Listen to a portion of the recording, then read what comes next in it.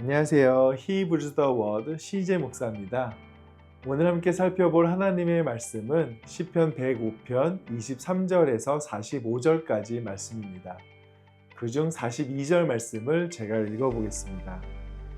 이는 그의 거룩한 말씀과 그의 종 아브라함을 기억하셨음이로다. 아멘. 저희는 하나님 나라의 관점에서 시편을 계속 보고 있는데요. 지난주 시편 103편에서는 우리에게 인자와 긍휼로 왕관을 씌우신 왕에 대해서 살펴보았고, 104편에서는 혼돈 위에 왕궁을 세우시고 우리의 일상 속에 들어와 계신 왕에 대해서 살펴보았습니다. 그리고 오늘 105편은 한 걸음 더 나아가서 그 왕이 실제 역사 속에서 어떻게 일하시고 있는가를 보여줍니다. 그래서 오늘은 내용 이해를 좀 더 돕기 위한 배경을 먼저 짚어보려고 하는데요. 이 시편이 기록되고 편집된 시기가 언제냐면 이스라엘이 나라를 잃고 바벨론으로 포로를 끌려간 이후의 시기입니다. 성전이 무너졌고 다윗 왕조는 끝난 것처럼 보였습니다.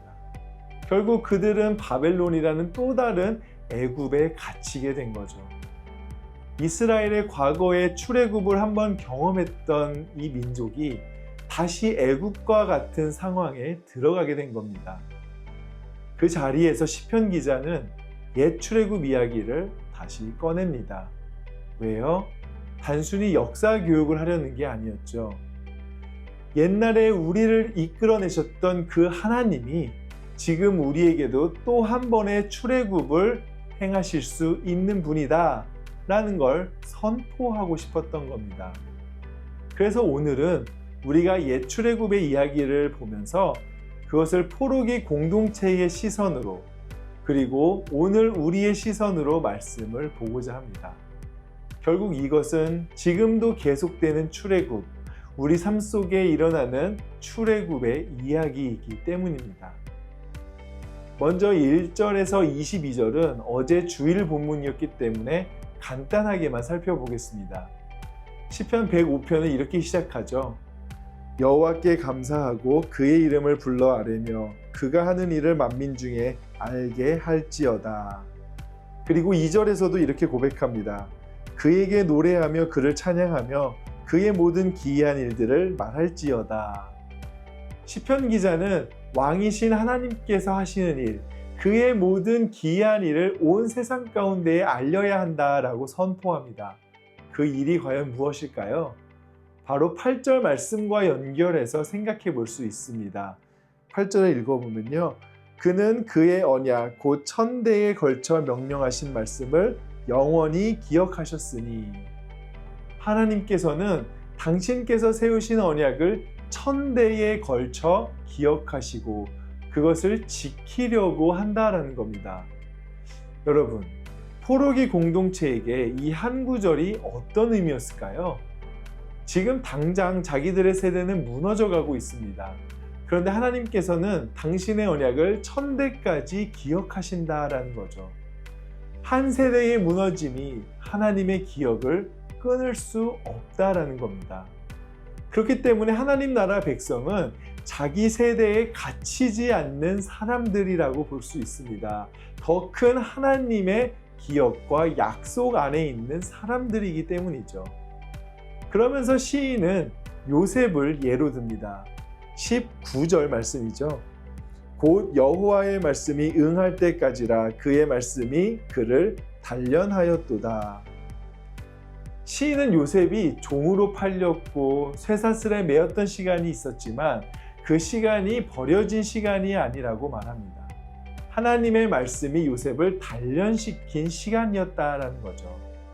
여기서 하나님은 고난을 만드시는 분은 아니지만 고난을 버리지 않으시고 그것을 통해 일하시는 분으로 비추어집니다. 그리고 이게 오늘 23절부터 나오는 이야기를 푸는 열쇠가 되는 거죠. 23절부터는 본격적으로 출애굽의 이야기가 시작됩니다. 26절부터 보시게 되면 애굽 땅에 모세와 아론을 보내는 내용으로 시작하게 되는데요. 그러고는 백성들에게 여호와의 표적, 기적을 보이는 사건을 기록합니다. 28절을 보시면 먼저 흑암을 보내십니다. 흑암 재앙은 사실 출애굽 이야기에서는 9번째에 등장하는 표지이지만 오늘 시인은 가장 먼저 보여줍니다. 여러 신학자들로 갈리는 의견들이 있을 수는 있지만 하나님 나라의 관점으로 볼 때에 애굽은 태양신을 섬기는 대표적인 나라였죠. 파라오는 태양신의 아들로 불리었고요. 그렇기 때문에 흑암 재앙은 단순한 자연현상이 아니었습니다. 제국 전체를 향한 정면 도전으로 볼 수 있는 거죠. 또 나일강이 피로 변하는 것은 나일신에 대한 것, 개구리 재앙은 풍요의 여신, 장자에 대한 재앙은 파라오의 신성 자체에 대한 심판으로 볼 수 있는 겁니다. 결국 하나님이 보내신 재앙들은 제국의 질서가 하나씩 해체되는 과정을 보여주는 겁니다. 그런 의미에서 출애굽은 단순히 한 민족이 한 나라에서 빠져나온 사건이 아니었습니다. 그것은 제국의 질서 전체가 하나님의 질서 앞에 무너진 사건으로 볼 수 있기 때문입니다. 그리고 이게 왜 우리에게 의미가 있냐면요. 지금 이 시대에도 제국은 여전히 존재하기 때문입니다. 물론 애굽, 아수르, 바벨론과 같은 나라의 형태를 말하는 것이 아닙니다. 그럼에도 우리를 다스리는 가짜 신들, 가짜 질서들이 존재한다라는 거죠. 성과와 성공이라는 신, 소유라는 신, 외모라는 신, 비교라는 신, 이것들이 우리 삶을 붙들고 있다라는 겁니다. 그리고 우리로 하여금 아니야, 아직 충분하지 않아, 더 가질 수 있어, 더 잘 나갈 수 있어, 이렇게 속삭이기도 하죠. 그런데 진짜 왕 대신 하나님이 우리 삶에 들어오시게 되면 이 가짜 신들의 체계가 하나씩 해체되기 시작합니다. 이게 우리 삶 속에 일어나는 출애굽 사건인 거죠. 하나님 나라의 백성이 된다는 것은 이 제국의 질서에서 하나님 나라의 질서로 옮겨가는 긴 여정이 되는 겁니다.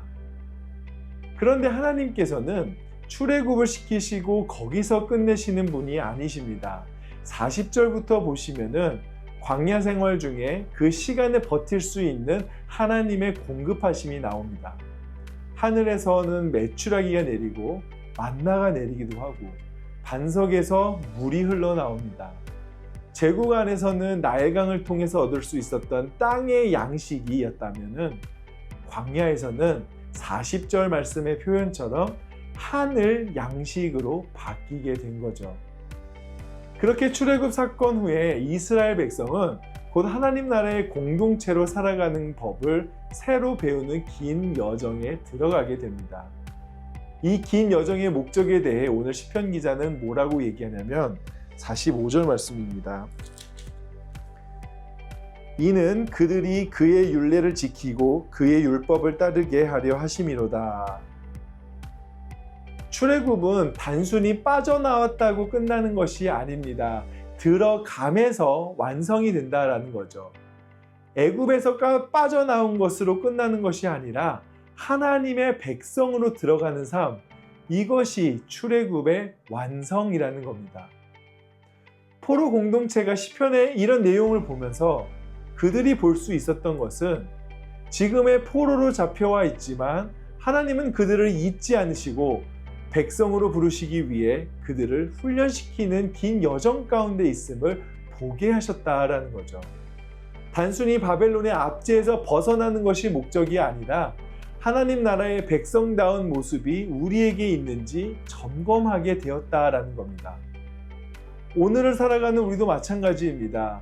우리는 여전히 제국의 질서 안에 살고 있죠. 그리고 그 질서의 끝은 죄와 사망입니다. 그런데 예수님께서 십자가에 못 박히시고 부활하심으로 우리를 새 출애굽 시켜주셨습니다. 개인의 구원을 넘어서 하나님의 백성을 새로운 공동체로 불러주신 거죠. 그런데 여기에서 끝이 아닙니다. 오늘 말씀처럼 단지 출애굽이 목적이 아니었거든요. 그 목적은 새 출애굽하여 하나님의 백성대로 살아가는 것이었죠. 광야 속에서 하늘의 양식으로 그들을 공급하셨던 것처럼 오늘 우리에게는 말씀의 양식과 그 말씀을 이루게 하시는 성령 하나님이 계신다라는 사실입니다. 그리고 이 세상 속에서 세상의 질서를 거스른다는 것, 출애굽을 한다는 것은 결코 쉬운 일이 아닙니다. 혼자서는 더더욱 그렇죠. 그래서 하나님은요, 우리를 공동체로 불러주셨습니다.